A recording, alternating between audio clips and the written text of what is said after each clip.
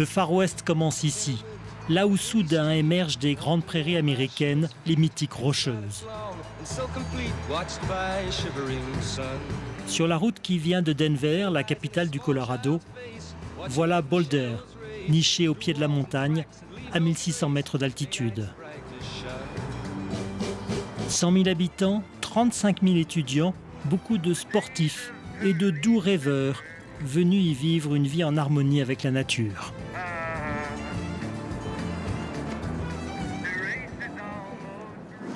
Vous vous définissez comme un hippie? Non, je suis un rasta.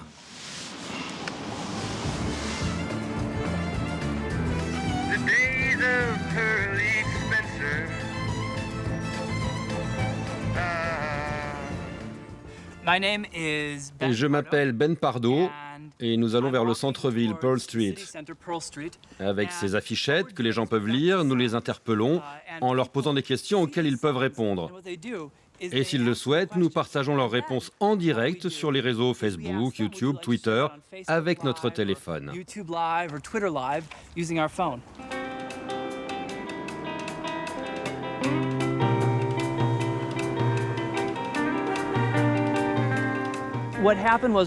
Après la dernière élection présidentielle, on a vu à quel point le pays était divisé, vraiment. Cela m'a profondément touché et inquiété. Moi, le fils d'ex-hippie, je voulais trouver un moyen de retrouver une forme d'idéalisme des années 60.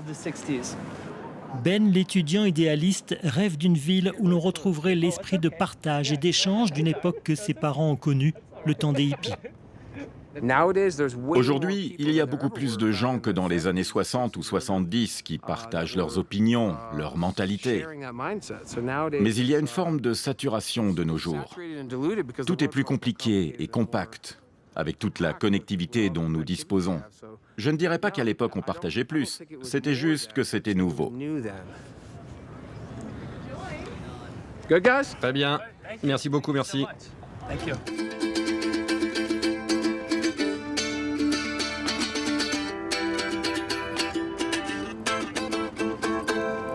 De telles rencontres ne sont pas surprenantes dans cette ville qui semble vivre encore à l'heure des hippies, avec des habitants hauts en couleur, comme Brigitte et Betty. Brigitte est coach et enseigne la méditation.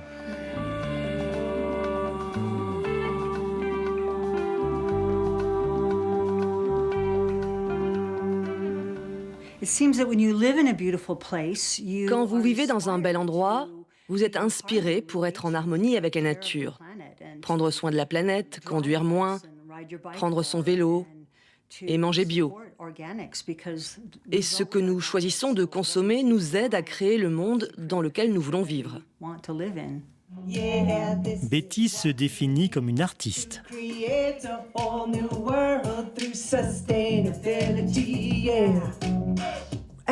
Tout dans nos vies doit pouvoir nous mener vers le bien-être. C'est pour cela que je suis ici, pour être en harmonie avec les gens et la terre.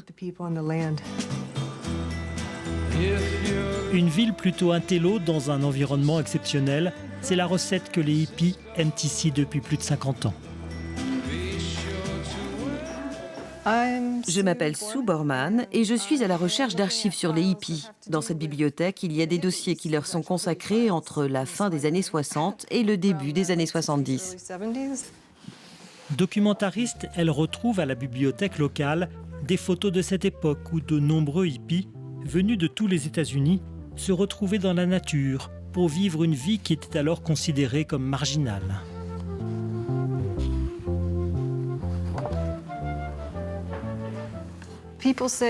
On raconte qu'à l'époque, Boulder était une étape idéale entre la côte Est et la côte Ouest. C'est beau, on pouvait camper, beaucoup de hippies campaient dans les forêts. Il y avait un esprit de tolérance. On acceptait les différences. C'était une étape, au début juste un relais sur la route, et c'est devenu une destination en elle-même. Et dans cette ville universitaire, c'est la guerre du Vietnam qui a réveillé la jeunesse. Elle a beaucoup manifesté pour dénoncer les mensonges du président d'alors, Richard Nixon. La guerre du Vietnam, c'était la grande affaire. Les gens voyaient ça aux infos, ils voyaient des cadavres à la télé, ils avaient des amis qui tombaient là-bas. Alors, sur les campus universitaires, c'était le sujet principal de contestation. On tirait sur les étudiants et les gens ont soudain réalisé que la police tirait sur nous. Ça, c'est une manifestation contre Nixon. Président Nixon, à la poubelle, c'était le slogan. Je n'y avais pas pensé. Est-ce que Trump est le nouveau Nixon? Oui, on peut le voir comme ça. Il y a tellement de tensions autour de lui. Oui, c'est comparable. Car aujourd'hui, Boulder est un de ces hauts lieux de l'opposition à Donald Trump. Dans la maison communautaire de Ben Pardo, on déteste ce président. Ce soir, c'est lui qui a préparé le repas et appelle à passer à table.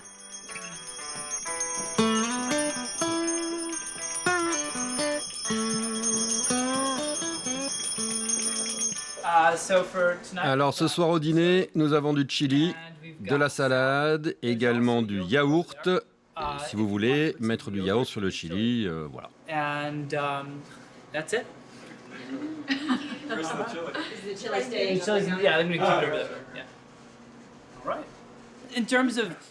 Si on parle d'un état d'esprit hippie, se tenir les mains comme ça en cercle avant le dîner, ben c'est ça.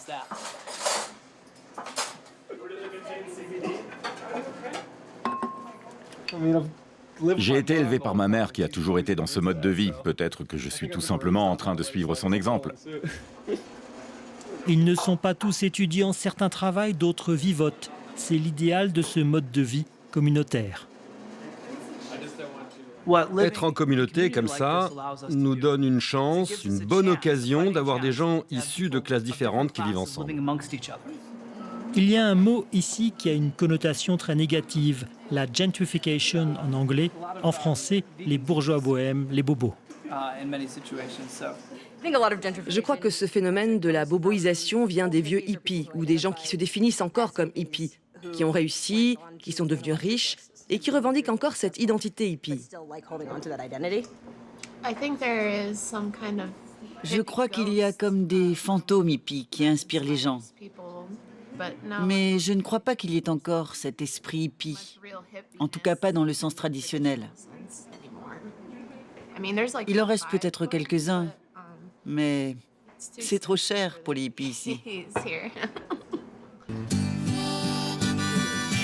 Car aujourd'hui, Boulder est devenue une ville très chère, dont les maisons se négocient à $1 million minimum. On y vient pour la qualité de vie, un urbanisme raisonné dans un écrin de verdure au pied des montagnes.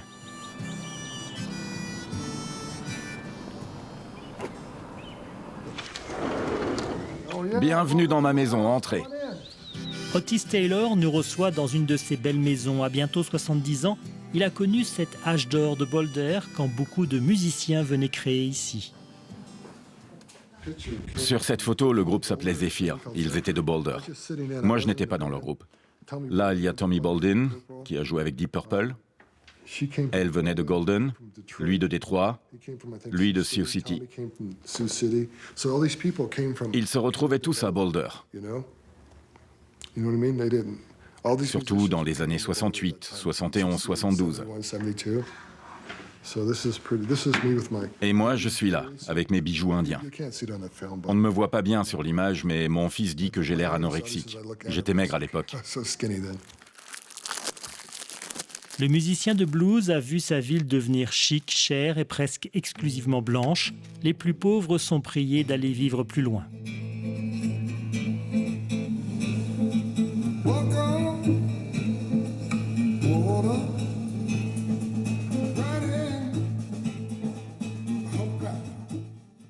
La qualité de vie ici, elle est bonne, si tu es riche. Mais tu ne vis pas bien si tu n'en as pas les moyens. C'est comme ça pour les ouvriers, les pauvres. Il n'y a pas assez de logements accessibles. On a eu des inondations et les secouristes, les pompiers, ils ne peuvent pas se loger ici. Oui, on a un problème, comme à Palo Alto, en Californie. C'est le problème de ces endroits qui attirent les gens aisés. Il n'y a pas de pauvres à Beverly Hills non plus. Boulder a toujours évolué comme ça. Et soudain, ça a explosé. En 3 ans, la ville a complètement changé. C'est parce que Google est arrivé à Boulder. Google vient de construire à Boulder et emploie déjà 1000 salariés. Mais si le géant de l'Internet s'est installé ici, ce n'est pas par hasard. Ville cool, verte, étudiante et en plus on y partage des valeurs et des modes de vie hérités des hippies. Boulder est le siège d'une université bouddhiste, Naropa, créée en 1974. On y étudie entre 2 méditations, on y discute beaucoup en petits groupes, la pédagogie est progressiste en sciences humaines. Et quand il voit que ces méthodes entrent dans les plus grandes entreprises, son directeur a aujourd'hui l'impression d'avoir réussi le pari des hippies qui ont créé Naropa. Aujourd'hui, dans l'évolution de nos sociétés, le changement vient du monde des affaires, celui des entrepreneurs. Il y a même 20 ans, on n'aurait pas imaginé cela. Et si vous observez des entreprises comme Google ou Apple, on vous y parle de pratiques de pleine conscience, de pratiques de méditation, d'apprentissage de la compassion. Ce n'est pas quelque chose que vous pouviez attendre dans l'environnement des affaires ou de l'industrie. Mais l'université de Naropa a toujours été un lieu où nous voulions étudier l'interaction entre ces secteurs et ces pratiques. Je dirais qu'il n'y a rien de paradoxal. Au contraire, je pense que nous étions plutôt en avance sur notre temps.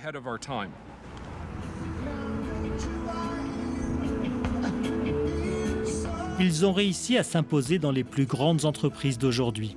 L'autre combat qu'ils ont gagné est celui de la légalisation du cannabis. Tous les 20 avril, les consommateurs se retrouvent avec la police pour fêter cette nouvelle liberté. À Denver, cela se passe au pied du Capitole du Colorado, là où la législation a été votée. En 2014, le Colorado était parmi les premiers États américains à autoriser l'usage médical et récréatif de la marijuana. Oui, les hippies ont gagné. Je pense que plus de gens devraient fumer de la marijuana, parce que ça nous fait du bien, ça nous rend heureux. Moi, je suis un vieux monsieur, j'ai toujours été là-dedans, j'ai toujours fumé, malheureusement. Mais je crois que ça permet juste aux gens de s'amuser, de s'aimer. Je suis un pacifiste et je crois que ça apporte la paix. J'espère. Je viens de raconter à ces gars que je veux faire don de mon corps à la science pour démontrer que quelqu'un qui a fumé toute sa vie du hash va bien. Je ne suis pas en train de mourir.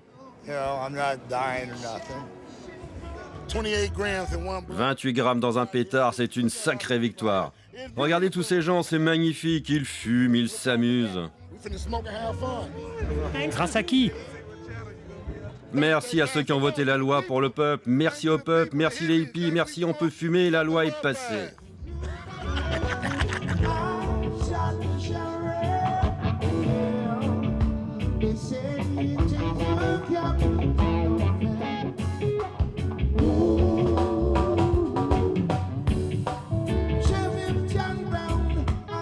Pendant que nous sommes ici à faire la fête, n'oublions pas que beaucoup des nôtres sont emprisonnés, en enfer, pour la même chose que ce que nous fêtons ici. Nous voulons que souffle un air de liberté.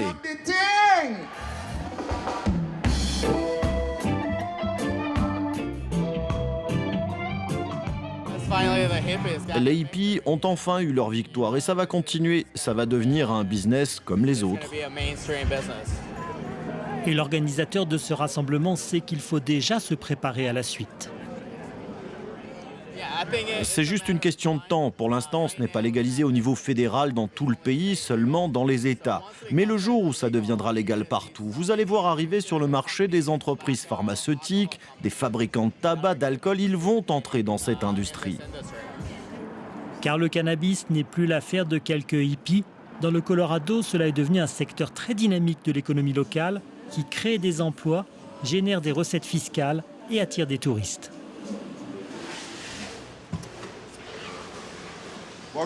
Bienvenue chez Terrapin. Dans cette serre ici à Aurora, ça fait 3 ans qu'on y fait pousser du cannabis. On a un peu plus de 3000 plants. On récolte toutes les 2 semaines. Ici, on a 216 projecteurs, 4 serres, 3 pour l'usage récréatif et 1 pour le cannabis à usage médical. Et on a aussi 5 boutiques. Ouais, c'est un business qui se développe.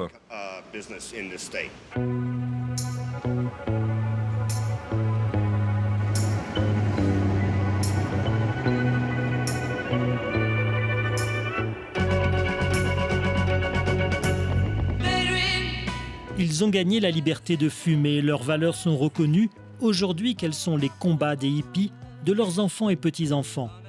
L'élection de Donald Trump les a confortés dans leurs convictions. Ils se replient dans leur bulle bobo, comme Boulder, mais souvent, l'actualité les rattrape, les réveille.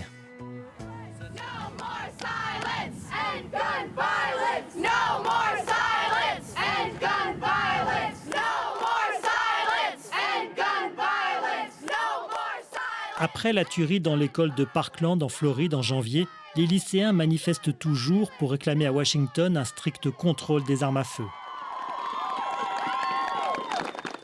La loi du Colorado n'arrête pas cette prolifération des armes dans nos rues et dans nos écoles, comme on l'a trop souvent vu. Il est temps que ça change. C'est vraiment l'esprit des gens de Boulder. Parce qu'ici, on aime s'exprimer et on veut du changement. Cela se passe devant la mairie démocrate, bien sûr, et l'une des adjointes est sortie de son bureau pour les soutenir. Ils portent l'héritage de mes parents, ces gens qui étaient des révolutionnaires et qui se sont radicalisés dans les années 60, qui se sont levés pour la paix, contre la guerre. Et voilà la génération suivante.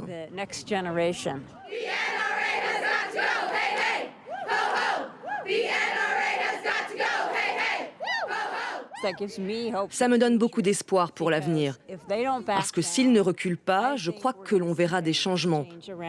En ce qui concerne la violence par les armes, mais aussi sur la pollution, les ressources énergétiques.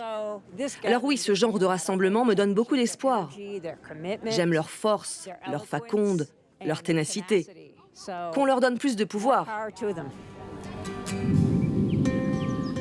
Car ce qui les oppose aussi à Donald Trump et les rassemble aujourd'hui, c'est l'environnement.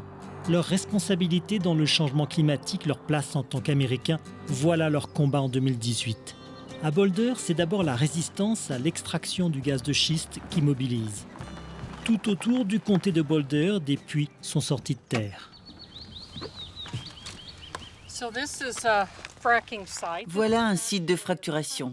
Quand il a été construit, c'était un des plus importants. Je crois qu'il y a 6 puits ici.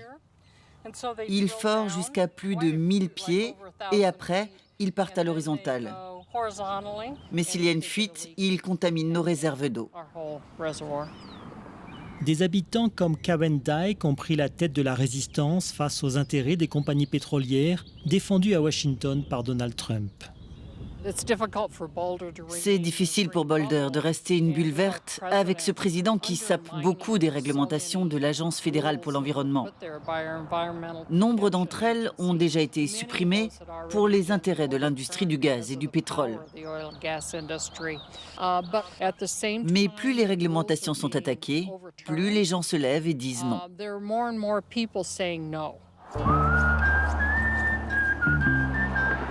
L'opposition au pouvoir, l'affirmation de ses valeurs, le choix d'une vie proche de la nature, voilà qui rappelle encore le temps des hippies. À quelques miles de Boulder, dans les Rocheuses, certains se sont bien embourgeoisés, comme Dot et Byron Fierce. Hello. Welcome to Bliss Canyon.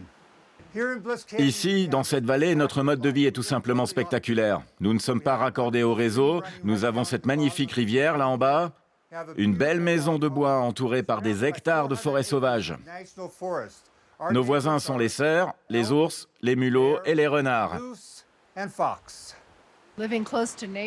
Vivre proche de la nature, la respecter de façon durable, c'est tout ce en quoi je crois. Moi, j'ai grandi comme une jeune hippie dans une banlieue de New York. Et cette culture alternative, j'ai grandi avec. Ce mode de vie ici, c'est aussi un mode de vie alternatif.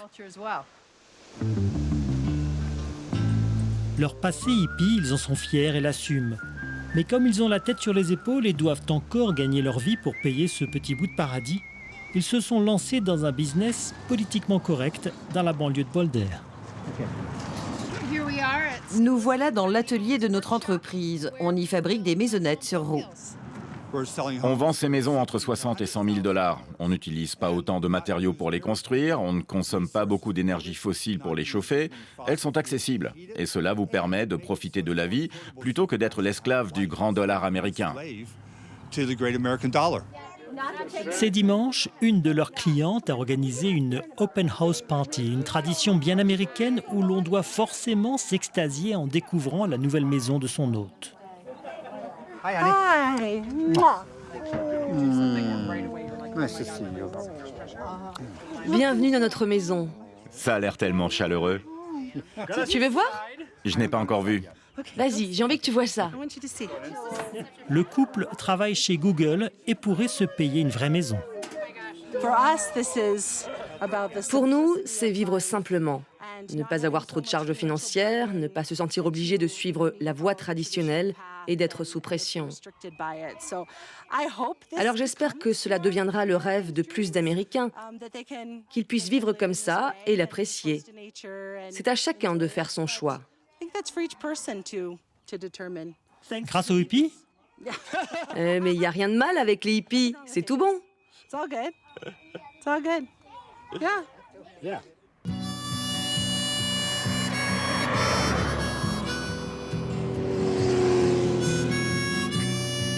Comme si aujourd'hui tout le monde se réclamait de la culture hippie, pourtant très mal vue il y a 50 ans. Peut-être parce que les hippies sont entrés dans le rang. Tous, il reste quelques endroits encore rebelles, comme le petit village de Ward, qui semble incroyable dans un pays aussi aseptisé. Des carcasses de voitures, d'improbables œuvres d'art, le temps semble s'être arrêté. Ce village, c'est seulement pour ceux qui savent ce que c'est que la vraie liberté. Je crois que beaucoup de gens ne seraient pas à l'aise ici. Je ne sais pas si c'est une vie de hippie, mais ce qui est sûr, c'est que c'est radical ici.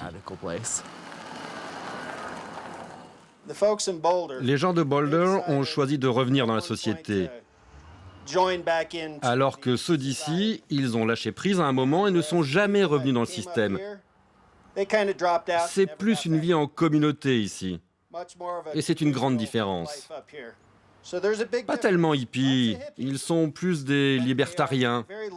Ils aiment leurs armes ici, ils tiennent à leur liberté, ils n'aiment pas les règles et tout ça.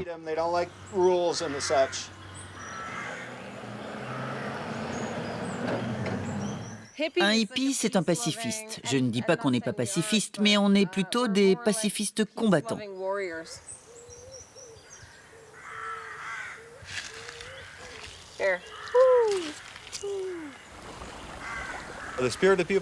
L'esprit d'ici, prendre soin de soi, prendre soin des autres, tout le monde se connaît.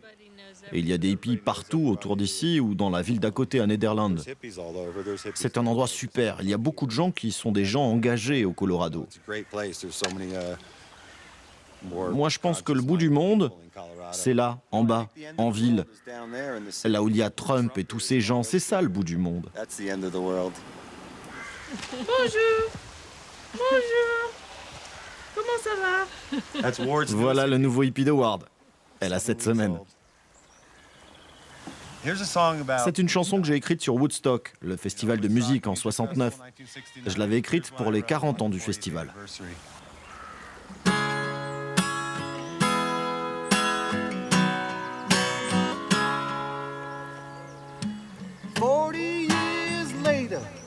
The world a better place?